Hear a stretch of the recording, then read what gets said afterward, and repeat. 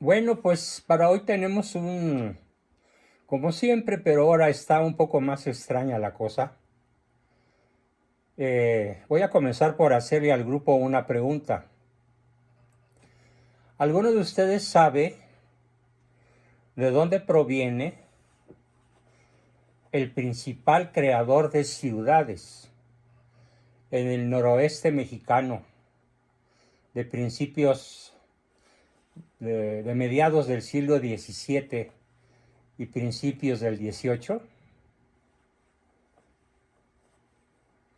¿Algunos de Según yo son ustedes? dos, pero sí. A ver, ¿quién podría ser, Ricardo? Ay, ay, ay. Uno de ellos, el Beato Sebastián de Aparicio, es lo que según yo. No, pero él es el centro de la República. Él se Ah, ok. dedicó a su obra básicamente en Puebla, Eh, lo que es Puebla, el norte de Veracruz, parte del Estado de México, pero sobre todo el Estado de Puebla. Llegó hasta San Fue Luis muy Potosí. local, fue muy local. Llegó Sí, hasta San Luis Potosí. sí, pero los bordes nada más. Bueno, y por cierto era franciscano terciario, pero franciscano.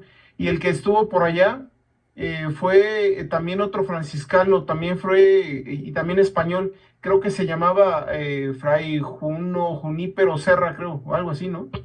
¿Verdad? Pero ese es del siglo XVI. Ah, bingo, entonces sí, Ahora sí no le ya atinaste, me mi quedé yo querido perdido. Ricardo. Es que es un personaje muy poco conocido, muy poco conocido. Quiero que empiecen a dimensionarlo entre lo que es nuestro taller de En busca de la mejor versión de mí mismo. Es un personaje gigantesco, es un personaje homérico, por así decirlo, a la altura de los héroes homéricos. Jorge Enrique Pablo está acertando. Está escribiendo el padre Quino. Un aplauso para José Enrique Pablo. Bravo. Muy bien, José Enrique. ¿Cómo es que lo supiste o de dónde lo sabes? Y sí Platícanos sabía un de su poco. existencia y se me olvidó. Sape sobre mí. Sape, bueno, dátelo tú solito. A ver, el que acaba de escribir el glorioso nombre de ese gran patricio, de ese gran fundador. Mira, José Enrique Pablo, pues es de Sonora. Muy bien, muy bien. Bueno, pues siendo de Sonora, realmente es obligatorio conocer la la epopeya formidable, única en la historia del continente y probablemente del mundo, don Eusebio Quino. ¿Qué nos platicas tú? ¿Hasta dónde alcanzas a conocer ese personaje, Jorge?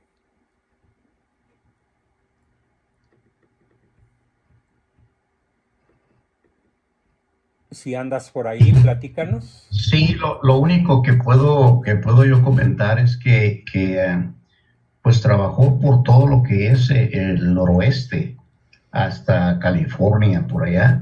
Sí. Y es lo único, yo no tengo la historia en profundidad, pero pues aquí hay muchas estatuas de él, hay muchos monumentos, quiero decir, de él, y bueno, pues es un ícono, pues en sí, de esa historia, ¿no? Pero así profundizar, yo espero escucharlo a usted, porque de Muy hecho bien. sí, sí es importante. Él hizo muchas escuelas, hizo muchas cuestiones importantes en la cuestión de iglesias y etcétera, etcétera. Ayudó a mucha gente y sobre todo formó muchos pueblos, ¿no? Eso es lo que Fundó único que puedo pueblos y yo decir. ciudades aquí y allá y acullá. Sí. Así es. En todo Es el lo único que le noroeste, puedo en decir. todo el noroeste, incluyendo California, Arizona, Sonora, Baja California completa, mi tierra. Eusebio Quino es una especie de Hernán Cortés con sotana y sin ejército. Él solo a lomo de mula. ¿Con Q Así o con, es. ¿Perdón, Ana? con Q o con K? Quino con Con K. K. Con K. De hecho, hay una marca de vino Y de vino, sí. Sí, que se escribe así, Padre Quino, es un vino tinto, Padre Sí, Quino, ¿sí? y es muy famoso. Sí, y es de los viñedos Entonces, por del eso, noroeste. entonces por eso es Magdalena de Quino. ¿Será Correcto, por eso? Martita. Magdalena de Correcto. Quino es una de las docenas de ciudades que él fundó. Magdalena de Quino está a unos 100 o 120 kilómetros al sur de la frontera con Nogales. Nogales es una ciudad mitad mexicana y mitad gringa. La divide la línea fronteriza y por la misma carretera que va desde varios puntos de la República hasta la frontera con Nogales, en la misma carretera está justamente la ciudad de Magdalena de Quino, que él fundó y que se le reconoce, pues no nada más que fundó Magdalena de Quino, sino una pléyade de ciudades en 4 o 5 estados de lo que hoy es México y los Estados Unidos. Hay un libro formidable en el cual me voy a basar, escrito por un tío mío, don Alfonso Trueba Olivares, esposo de mi tía María Teresa, hermana de mi mamá. Este libro se llama El padre Eusebio Quino, misionero itinerante y ecuestre. Itinerante porque se dedicó a recorrer todos esos lugares y se calcula que a lo largo de su vida en México anduvo al lomo de mula 40,000 kilómetros, predicando, colonizando, reduciendo, así se llamaba en aquella época, reduciendo a la civilidad a tribus nómadas del norte, a darles un asentamiento, a enseñarles a arar la tierra y a sembrarla, a fundar escuelas. Podemos decir que gracias a él, el noroeste mexicano es lo que es. Sonora, el granero de México. Arizona, que fue mexicana hasta 1848, todavía alcanzó a ser mexicana siglo y medio después de la gran cantidad de pueblos y ciudades que fundó el padre Eusebio Quino en Arizona y que fueron arrebatadas por la masonería y el ejército yanquis en la guerra de 1946 a 48, que fue una invasión brutal que dio origen a la historia que ya les conté acerca del batallón de San Patricio, que íntegros sus 3,000 componentes se pasan del lado mexicano y al perder la guerra son todos ellos torturados y asesinados como traidores, cuando en realidad ellos entendieron, como ya lo expliqué en aquella sesión, que era lo correcto, pasarse del lado mexicano. Bien, entonces vamos a platicar primero del padre don Eusebio Quino, con un gran sentido patriótico. Yo espero que el pecho de nosotros se nos inflame al conocer a este héroe mexicano, pero nacido ¿dónde creen? ¿Dónde creen que nació?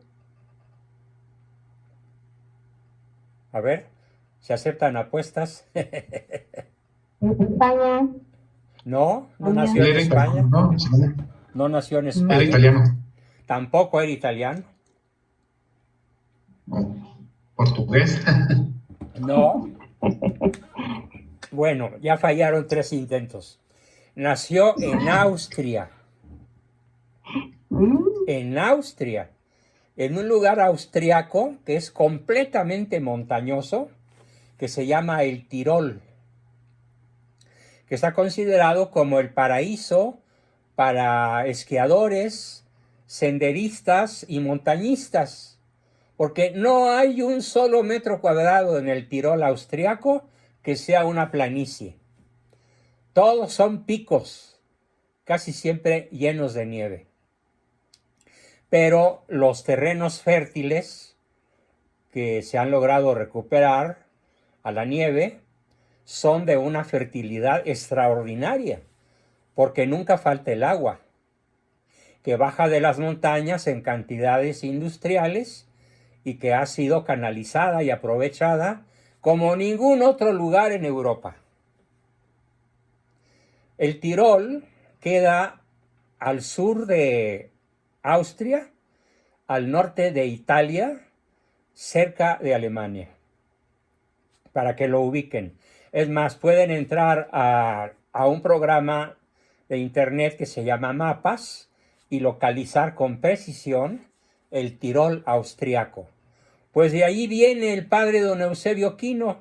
¿Qué diablos tenía que andar haciendo en México? Además, era un sacerdote jesuita. Era sacerdote jesuita. Está considerado como el principal explorador, civilizador y conquistador espiritual, ojo, de toda la historia de América Latina. Nadie cubrió más territorio que él, nadie fundó más ciudades que él, nadie fundó más escuelas que él, nadie civilizó tantos cientos de miles de indígenas como él. Y estamos hablando de indígenas feroces, como los yaquis o los mayos de Sonora.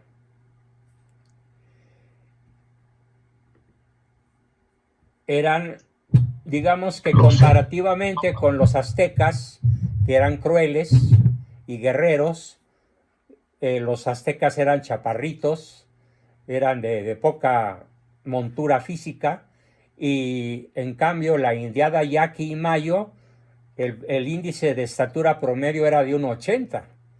De hecho, si ustedes observan, las mujeres sonorenses son muy altas, muy guapas, sobre todo las mestizas. Y las que no, pues son descendientes de españoles que también llegaron a la zona, pero ya que Eusebio Quino la había civilizado. No fueron españoles los civilizadores del noroeste, fue Eusebio Quino. Él solito a bordo de su mula, con su itacate al hombro y su cantimplora, aprendiendo la lengua de las comunidades indígenas, de todas las comunidades, y se dice que llegó a dominar más de 20 dialectos de la región. ¡Qué genial héroe mexicano! Y qué triste que ninguno de ustedes lo haya conocido, pues en toda su grandeza. Ahora yo tengo el privilegio de dárselos a conocer, justamente para que tengamos uno de tantos modelos tan desconocidos de nuestra heroica historia, bueno, en la parte heroica de nuestra historia, para que podamos pensar que a nosotros nos toca en gran medida a veces, en nuestra propia vida, imitar sus virtudes, su tenacidad, su resistencia, su claridad de metas, el heroísmo para conquistarlas y la práctica de las virtudes cristianas vividas en forma verdaderamente heroica.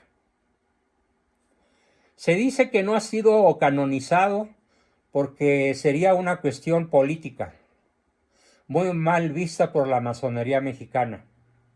Entonces el Vaticano ha decidido no agitar las aguas porque sabe que podría causar un grave conflicto con México si se eleva a los altares a un nativo austriaco, civilizador y evangelizador de México. Así es como quiero que se lo aprendan. Un ciudadano de Austria, jesuita, sacerdote, católico, misionero itinerante y ecuestre, civilizador y conquistador espiritual, de alrededor de 2 millones de kilómetros cuadrados. Si sumamos California, norte y sur, más Sinaloa, más Sonora, más Arizona, más California, tenemos 2 millones a casi de kilómetros cuadrados, que es casi la extensión territorial del México actual. después del despojo de 1848. Bueno, pues este hombre maravilloso y formidable al que invito a todos a imitar, nació en la ciudad, más bien dicho, en el pueblito de Segno. Se pronuncia Seño, de influencia italiana. En Segno, el Tirol, en el año 1644. Y murió en México, en el pueblo que él fundó, que se llama Magdalena de Quino, en Sonora, en el año 1711, a los 67 años de edad. Ya muy agotado, muy desgastado, muy lleno de enfermedades que contrajo a lo largo de sus formidables hazañas ecuestres, evangelizadoras y civilizadoras. Estudió en la Universidad de Friburgo, una de las más famosas de la Europa de su tiempo. Y en 1665, entró a la Compañía de Jesús en el pueblo austriaco, de Landsberg. Y allí cursó teología, filosofía, matemáticas y geografía. Después de cruzar los estudios básicos en Landsberg, pasó a la universidad, también austriaca, de Ingolstadt. Algo así como el estado de Ingol. S-T-A-D-T significa estado de. Ingolstadt. Fue nombrado maestro titular en el colegio de Halle, en el Tirol austriaco. Y de ahí, inspirado por el Espíritu Santo, en su cabeza, en su espíritu, en su interior, salió a América en compañía de otros 11 jesuitas. Pero antes de poder cruzar el Atlántico, tuvo que permanecer 3 años en Sevilla por orden de su superior, para ver si lograba disuadirlo, para que no viniera a América y pudiera él realizar su obra académica, civilizadora, evangelizadora en la misma Europa. Pero no, finalmente logró en el año 1681 hacer la travesía por el Atlántico hasta llegar a México. Bueno, lo que entonces era todavía el virreinato de la Nueva España. Y tras una permanencia de 2 años en la capital, aquí en la Ciudad de México, en 1863 logró su propósito de viajar como cosmógrafo real de la corona española y misionero en la expedición de los capitanes de nombre Atondo y Antillón para descubrir terra ignota. Fíjese qué apasionante. No se conocía nada a la altura del año 1683. Vamos hablando de finales del siglo XVII. No se conocía la existencia de lo que hoy es Sonora, Sinaloa, Baja California, Arizona, California. No se conocía en el centro de México. Por eso se habla de que descubrió el noroeste. Y no solo lo descubrió, sino que en la medida en la que lo fue descubriendo, se dedicó a colonizarlo con comunidades indígenas y con algunos inmigrantes mestizos y españoles que eran atraídos desde el centro por la riqueza de los territorios recién descubiertos por don Eusebio King. A ver, les voy a pedir por favor que no hagan ruido, oigo muchos ruidos por ahí. Bien, entonces,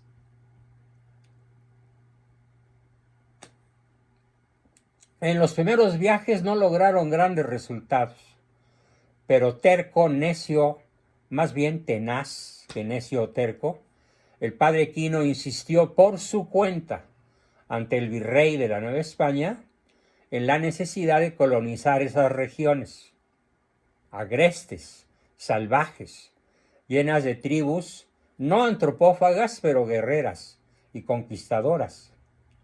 No eran caníbales, afortunadamente. Y convenció al virrey.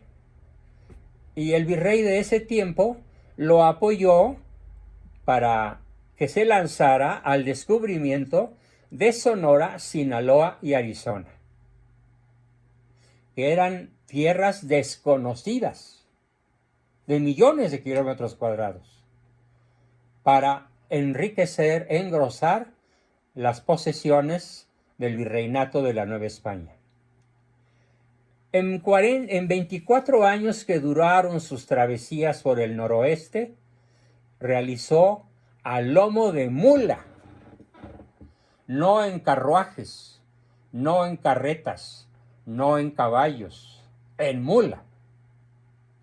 Realizó 40 viajes durante 24 años y recorrió un promedio de 1,000 kilómetros por viaje, o sea, 40,000 kilómetros. Por tierra se constituyeron los núcleos originales, ojo, de las poblaciones actualmente más importantes de Sonora, Sinaloa, Baja California y Arizona.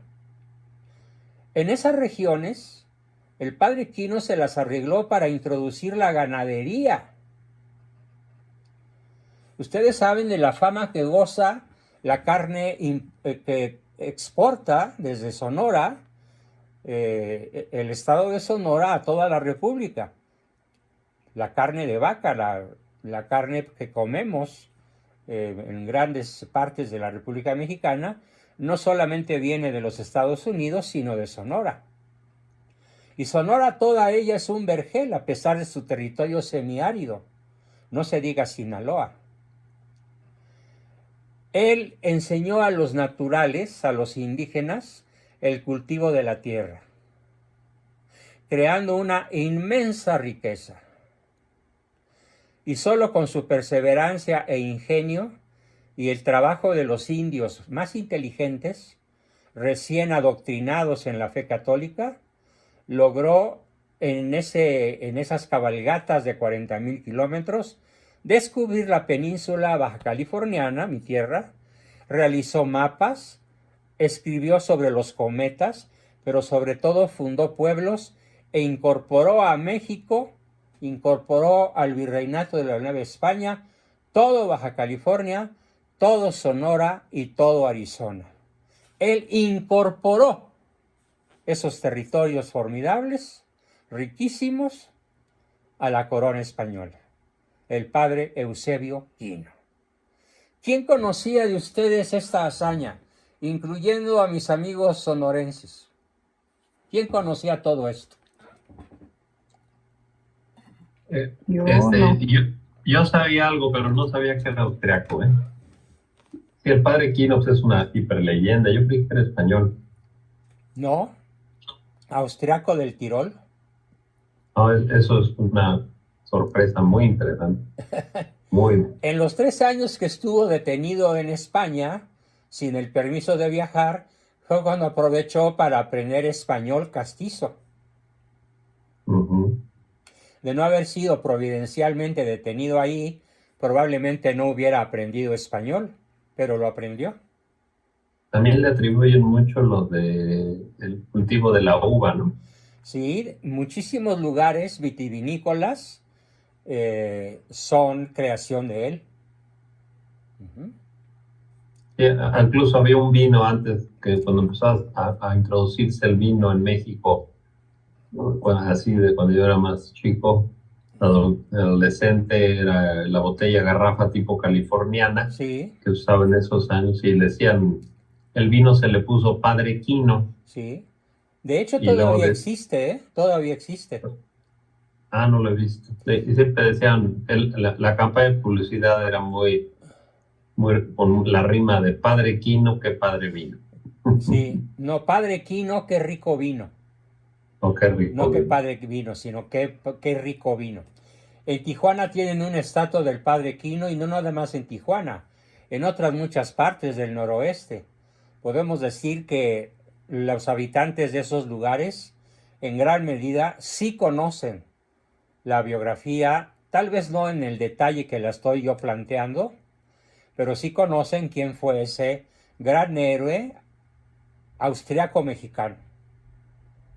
Austriaco de nacimiento, mexicano por adopción. Y pues me alegra mucho poderles brindar un conocimiento que por lo visto nadie tenía y que nos incita en gran medida a buscar ser la mejor versión de nosotros mismos. El ganado caballar, o sea, los caballos, pronto formaron grandes manadas salvajes. Él trajo varios pares de caballos, machos y hembras, yeguas y caballos. Y unos cuantos años después, los indios apaches bajaban del norte para robarse los caballos y hacer sus guerras de invasión y conquista, los apaches, con los caballos que había traído el Padre Quino. Y actualmente todo el ganado caballar de esa región del noroeste se le reconoce al Padre Quino que él fue el gran introductor del ganado caballar. A tal grado que las incursiones de los apaches nunca fueron dominadas militarmente, hasta que los apaches fueron, digamos, fundiéndose con la población y volviéndose mestizos y abandonaron la vida de depredación. El Padre Quino escribió vocabularios en las letras, sobre todo 3 letras norteñas del noroeste, que son el guaycura, el nave y el coimí. Son las 3 lenguas principales de la región, de aquellas regiones del noroeste en aquel tiempo. Hay una relación de sus trabajos que lleva el título de Favores Celestiales. Y algo que me dio mucho gusto es que este libro fue publicado por el Archivo General de la Nación en México, con el nombre de las misiones de Sonora y Sinaloa.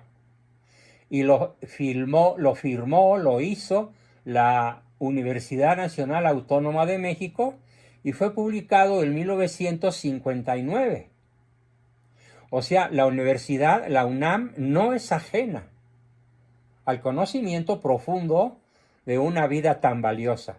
Yo lo ignoraba y cuando lo supe para preparar esta clase me dio tanto gusto que la UNAM finalmente le hiciera tanta justicia a la epopeya del Padre Quino.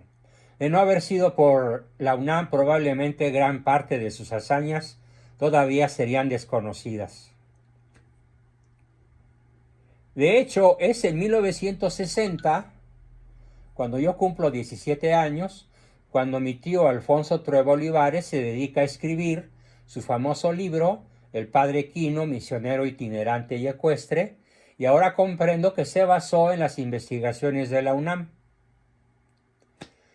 La vida de Eusebio Quino, quiero terminar con estas reflexiones sobre este grandioso personaje. La vida de don Eusebio Quino fue una búsqueda evangélica extenuante, es decir, hasta el agotamiento. Por si alguno de ustedes no sabe qué quiere decir extenuante. Extenuante y generosa, la vida de este gran jesuita. Sus restos fueron descubiertos en Magdalena de Quino en 1966 y a partir de entonces se le empezó a dar en México el reconocimiento del que ya gozaba en Europa. En Europa lo conocían muy bien, sobre todo en el Tirol, en su tierra. El padre Eusebio Quino murió en Magdalena, que ahora lleva su nombre, cuando iba a bendecir la nueva iglesia en donde se veneraban a San Francisco Javier, el gran misionero jesuita universal, que fue hasta la India, de quien tomó el nombre y el ejemplo. Cuando fueron expulsados los jesuitas y fueron sustituidos por franciscanos, para no festejar a San Francisco de Asís el 4 de octubre, y a San Francisco Javier el 3 de diciembre, vistieron a San Francisco de Javier con el hábito de franciscano y pasaron su fiesta el 4 de octubre. ¿Y qué creen que pasó? Que los indios del noroeste celebran a los 3 franciscos el mismo día, en una fusión sincrética de los 3 grandes santos Francisco. Pero le dicen San Panchito. Y San Panchito son 3 personajes, no nada más uno. Así le dicen a San Francisco Javier, a San Francisco de Asís, así le dicen. Y el otro San Francisco se me escapa. San Panchito o San Francisco a secas. La imagen de San Francisco Javier, Societati Jesus, SJ, es una rara escultura que lo representa muerto, yacente, acostado, y la gente acostumbraba, después de orar y pedirle, levantarlo de la cabeza.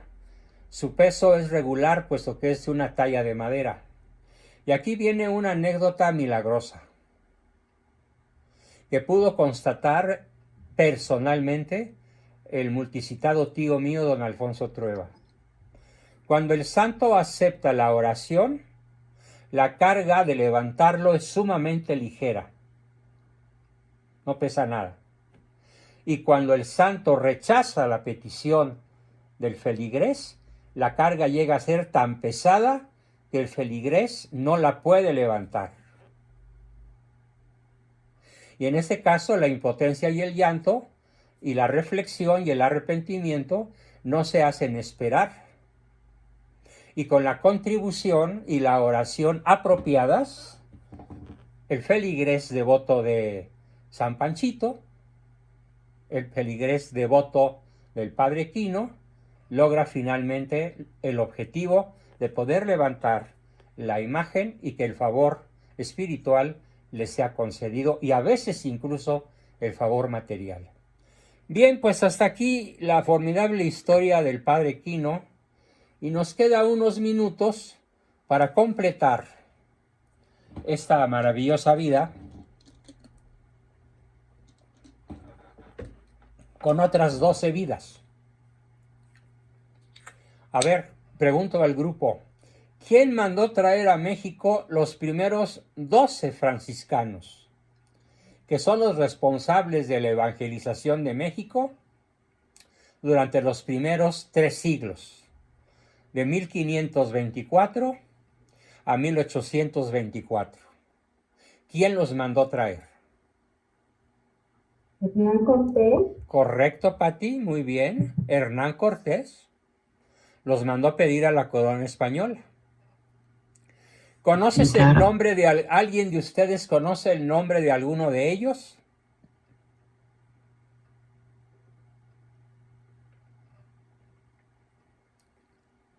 San Juan de Zumárraga. No. No era Ajá. franciscano. Fray Juan de Zumárraga era del clero regular.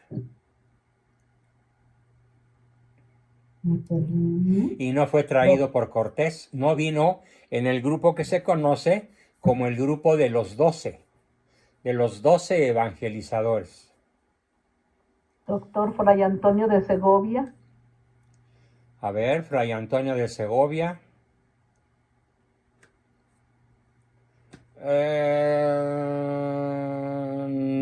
No está en la lista.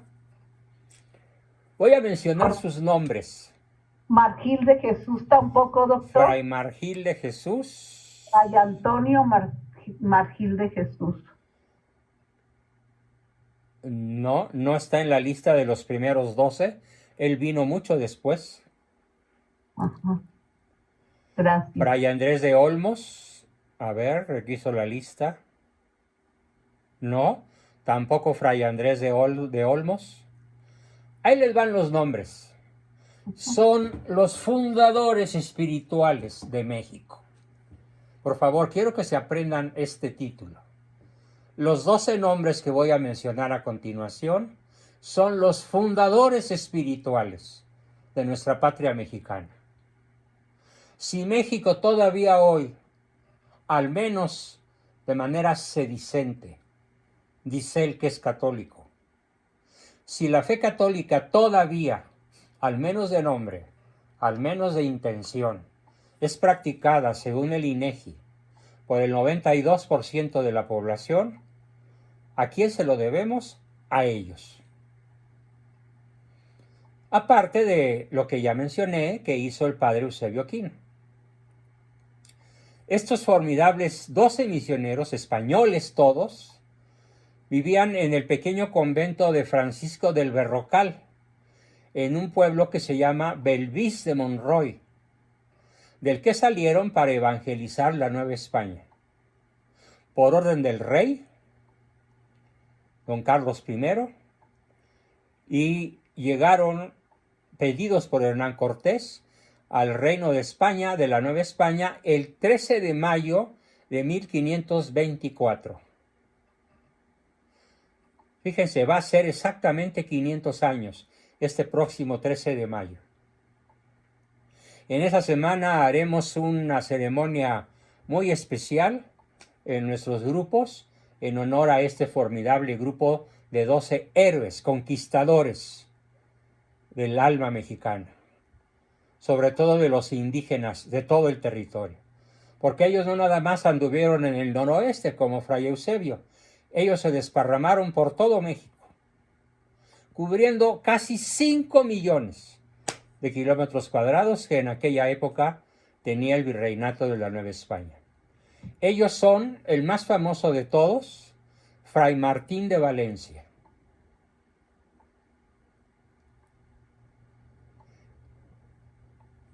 Era como el jefe de ellos, como la cabeza de ellos, Fray Martín de Valencia. Fray Francisco de Sotomarne.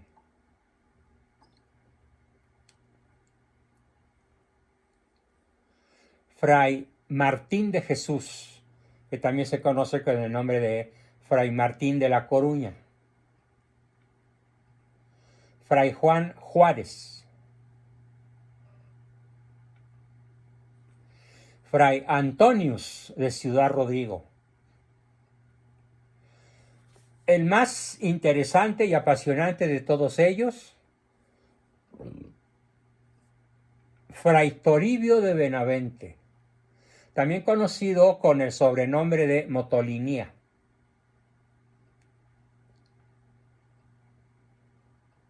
El Colegio Motolinía de la Ciudad de México es un gran colegio particular, lleva el nombre de Motolinía en honor a este extraordinario personaje, Fray Toribio de Benavente o Motolinía. Fray García de Cisneros. No, Juan de Palos no. Fray García de Cisneros. Fray Luis de Fuensalida. Fray Juan de Rivas. Fray Francisco Jiménez. Y los dos últimos que no eran sacerdotes, sino hermanos legos. El hermano lego tiene los mismos votos que el sacerdote franciscano, pero no puede oficiar misa ni confesar. Se le llama hermano lego. Fray Andrés de Córdoba y Fray Juan de Palos.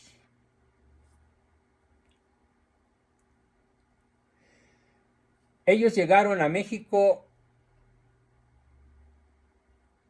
y de inmediato emprendieron la conquista espiritual. Pues con ellos comenzó en la Nueva España la evangelización ordenada y metódica. Una corazonada del ministro general de la Orden Franciscana, Francisco de Quiñones, asumida y protegida. ¿A qué distancia te queda? ¿Perdón? No escuché. Una corazonada del ministro general de la Orden Franciscana, Fray Francisco de Quiñones, protegida y autorizada por el romano pontífice, en 1524 le impulsó a enviar a las Indias, así se le llamaba entonces a la Nueva España, un prelado con 11 compañeros, porque este fue el número que Cristo tomó de su compañía para hacer la conversión del mundo.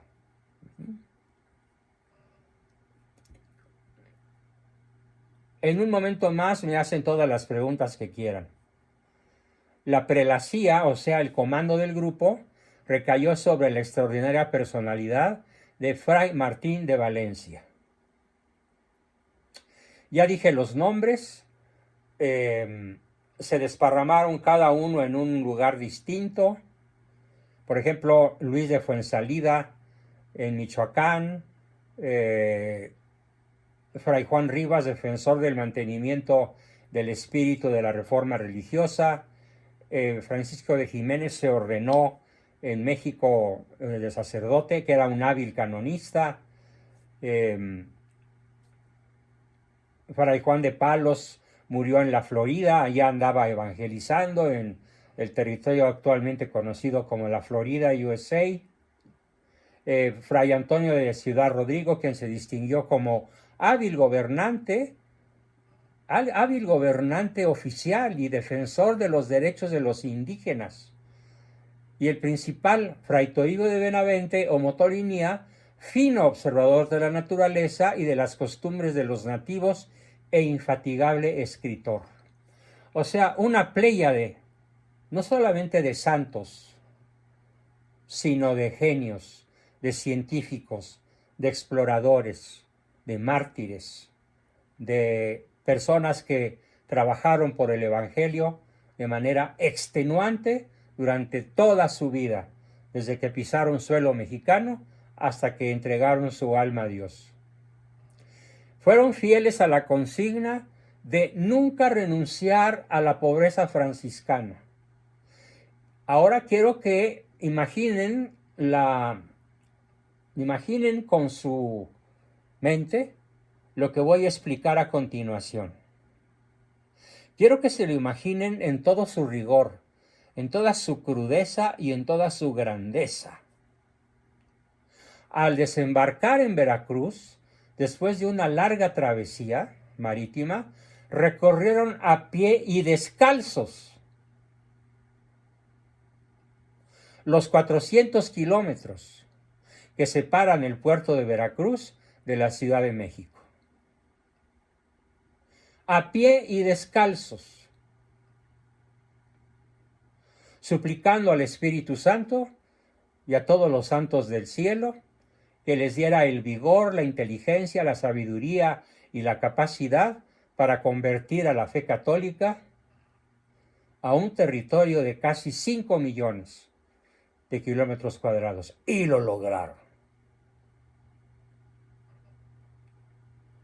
Hernán Cortés, quiero que también se imaginen en este momento, los recibió con muestras de veneración, los agasajó solemnemente y se hincó a besar la orla del hábito de cada uno de ellos, ante el asombro de los indígenas, que consideraban que no había un hombre más poderoso que Cortés, y cómo era posible que un hombre tan poderoso como Cortés se hincara a besar los pies y la orla del hábito de los franciscanos.